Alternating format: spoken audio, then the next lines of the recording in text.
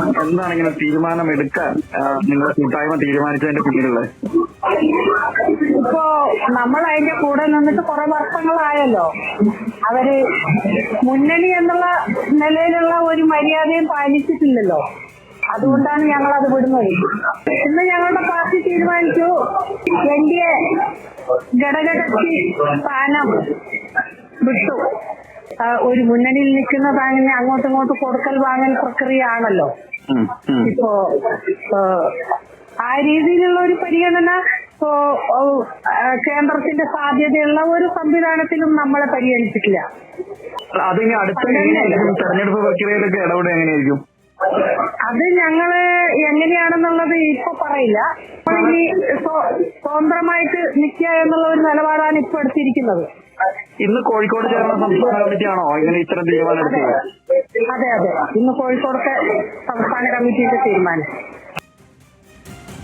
കോഴിക്കോട് നിന്ന് രതീഷ് വാസുദേവൻ ചേരുകയാണ് കൂടുതൽ വിവരങ്ങളുമായി. രതീഷ്, എന്തായാലും ഈ നിലവിൽ മറ്റൊരു മുന്നണിയിലേക്കില്ല, പക്ഷേ ഏതെങ്കിലും മുന്നണിയിലേക്ക് പോകുമോ എന്ന കാര്യത്തിലൊന്നും ഒരു തീരുമാനം ഇതുവരെ എടുത്തിട്ടില്ല എന്ന് കൂടി പറയുകയാണ്. ഭാവിയിൽ അങ്ങനെ ഉണ്ടായേക്കാം.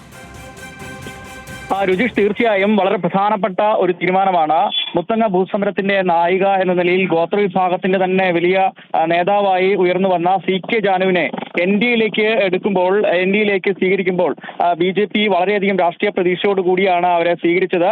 CK ജാനുവും അത്തരത്തിൽ ദേശീയ തലത്തിലേക്ക്, അതായത് NDAയുടെ ഭാഗമാവുന്നു, മന്ത്രിതലത്തിലേക്ക് പോലും ഉയർത്തപ്പെടും എന്ന രീതിയിലായിരുന്നു ചർച്ച ഉയർന്നിരുന്നത്. എന്തായാലും ആദിവാസി ഗോത്രവിഭാഗത്തെ, ഇന്ത്യയിലെ തന്നെ ഗോത്രവിഭാഗത്തെ തന്നെ പ്രതിനിധീകരിക്കുന്ന രീതിയിൽ CK ജാനുവിനെ ഉയർത്തിക്കൊണ്ടുവരും എന്നൊക്കെ തന്നെയായിരുന്നു അന്ന് NDA നേതാക്കൾ പറഞ്ഞത്. പക്ഷേ NDAയിൽ 2016 JRP ഉണ്ടാക്കിയ ശേഷം, ജനാധിപത്യ രാഷ്ട്രീയ പാർട്ടി ഉണ്ടാക്കിയ ശേഷം ഇത്രയും വർഷം NDAയുടെ ഭാഗമായി നിന്നിട്ടും ഒരു തരത്തിലുള്ള രാഷ്ട്രീയ മര്യാദയും മുന്നണി മര്യാദയും NDA ജനാധിപത്യ രാഷ്ട്രീയ പാർട്ടിയോട് കാണിച്ചില്ല എന്ന് തന്നെയാണ് ജാനു വ്യക്തമാക്കിയത്.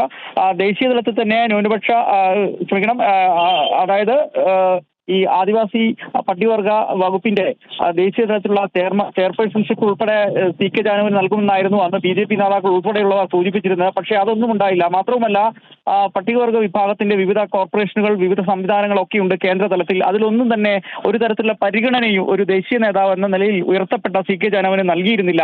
അതുകൊണ്ട് തന്നെ വലിയ പ്രതിഷേധം ആ ഘട്ടത്തിൽ തന്നെ അണികൾക്കിടയിലും ഉണ്ടായിരുന്നു. അതിന്റെയൊക്കെ തുടക്കമാണ് ഇപ്പോൾ ഈ പുറത്തേക്ക് വന്നത്. എന്തായാലും ഒരു തരത്തിലും ഇനി NDAയിൽ തുടരാനാകില്ല. രാഷ്ട്രീയപരമായും മുന്നണി മര്യാദ പാലിക്കാത്ത ഒരു സംഘടനയിൽ നിൽക്കണ്ട എന്ന് തന്നെയാണ് ഇന്ന് നടന്ന സംസ്ഥാന കമ്മിറ്റി യോഗം തീരുമാനിച്ചതെന്നാണ് CK ജാനു വ്യക്തമാക്കിയത്.